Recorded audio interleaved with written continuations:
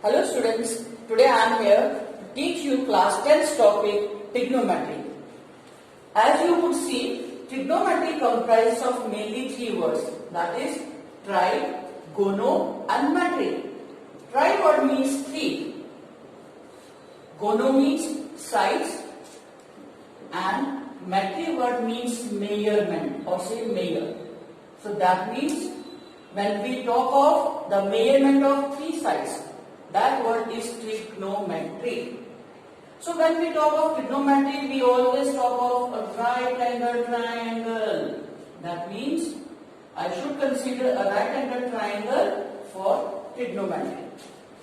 But take into consideration one thing. The acute angle about which you talk, always consider perpendicular and base depending upon the acute angle about which you are talking. The vertex where your acute angle lies should be at the joint of the hypotenuse, that is the longest side, and the base.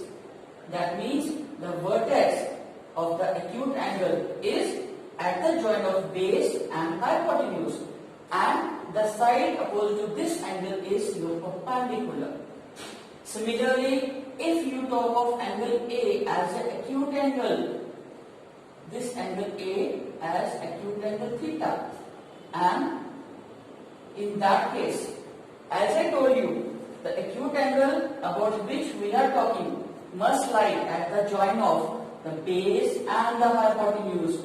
So for angle A, this should be the hypotenuse and this side will become its base, and the side opposite to the acute angle is its perpendicular. So students, always consider these two sides, the perpendicular and base, depending upon the acute angle about which we are talking. Now why am I talking about this acute angle? See, we have trigonometric ratios. There are 6 in number. 6 trigonometric ratios. Now I am going to tell you about these ratios, trigonometric ratios. What are they? First one is sine. We always mention the acute angle along with the trigonometric ratio. I must say sine theta.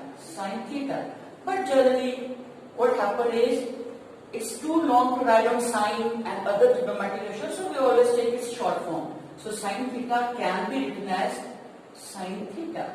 Its pronunciation is same, but in the spelling, we don't write sine, we write sin, sine theta, the acute angle about which we talk. This is your first trigonometric ratio. The second one is cosine theta. So its short form is cos. So whenever you are writing cos, that means it's cosine theta. Third one is tangent theta. Again, its short form is tan theta. So these are the main 3 trigonometric ratios, and then we have their reciprocals also. Now I talk of its reciprocals. Sine's reciprocal is cosecant. It can be written as 1 upon cosecant theta. But again we have the short form of cosecant also. Cosecant's short form is cosec. 1 upon cosec theta. Similarly, the reciprocal of cos is secant theta, and that can be written in the short form as sec theta. And lastly, we have tangent theta. Its short form was tan theta, and its reciprocal is cotangent, whose short form is cot, which can be written as cot theta. So this means I am getting 6 trigonometric ratios. They are sine theta, cos theta, tan theta, cosec theta, secant theta, and cot theta. And make it a habit to remember these trigonometric ratios in this series itself, sine, cos and tan. Now I will tell you what these values of sine, cos and tan will work in this right angle triangle. I will talk of a small, Students, next step will be, I will tell you the values of sine theta, cos theta and tan theta in terms of perpendicular, base and hypotenuse. As I told you earlier also, just try to remember the sequence sine theta, cos theta and tan theta. So accordingly I will tell you the values. So try to remember a phrase, that is Pandit Badri Prasad Har Har Bole. Har Bole. I think this is a small phrase by which I can remember the values of sine, cos and tan very easily.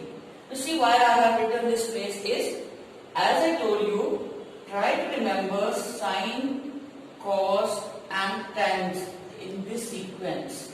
First value sine, cos and tan. Then their reciprocals. Sine's reciprocal was cosec. Cos reciprocal was secant. And tan's reciprocal was cot. That means you are getting the values here. What are they? Sine can be written as, take your first letters. That is P and this is your H. So sine's value is P upon H. What does it mean? P upon H means perpendicular upon hypotenuse.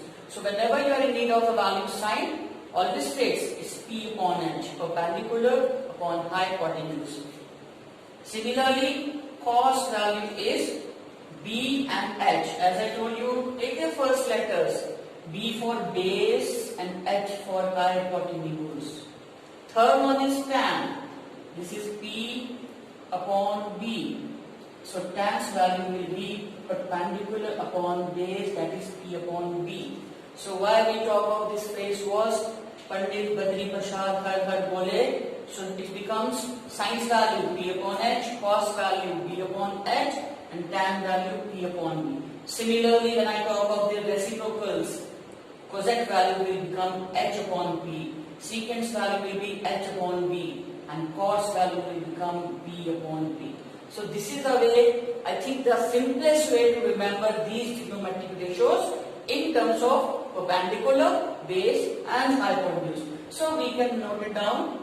This is cosec H upon P, this is secant value H upon B and this is cot value, that is B upon P.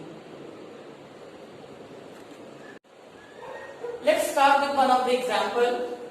If sine A equals to 12 upon 13, then find cos A and tan A. Always remember one thing, whenever the value for sine of any angle is given, it's in the terms of P upon H. We know the hypotenuse is the longest value, so it must be given, the hypotenuse value should be higher in that case. Fine? So sine A value is given, I need to find cos A and tan A. As I told you, sine value is given in terms of P upon H. But here the value of sine A is given 12 upon 13. So what does this mean? It means perpendicular is equal to 12 and hypotenuse equal to 13. Here consider this acute angle A. As I stated, the angle A, it's the acute angle about which we are going to talk. And I told you it must lie at the joint of base and the hypotenuse. That means this value is your base value, this is hypotenuse and this is perpendicular. Here given says perpendicular is 12, this means this is 12 value.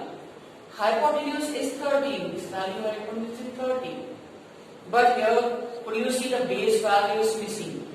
We know in a right angle triangle, if one of the values is missing, what we follow? We follow Pythagoras theorem. What does it state? In right triangle ABC, using Pythagoras theorem. Pythagoras theorem states that the hypotenuse square is equal to perpendicular square plus base square. You have done this concept in your earlier classes, maybe in 6th and 7th classes, so we are very much aware of this Pythagoras theorem. Here, my target is to find out the base value because it's missing. I have only hypotenuse and perpendicular. So hypotenuse square minus perpendicular square will be equal to base square. Hypotenuse value is 13. I can substitute a value. 13 square, perpendicular is 12 and base square. We know the square of 13 is 169. Square of 12 is 144. And then we subtract these two values, we are getting 25. 169 minus 144. It's 25. So base here is 25, but I need to have base value. So I must take under root on both sides. When I take under root on both sides, 25 under root equal to under root of b square. This square and square root get cancelled. So under root of 25 is 5. So I am getting the base value equal to 5. This means the base here is 5 value. So always remember, one of the trigonometric ratios value will be given to you. That means you will be provided with only two values.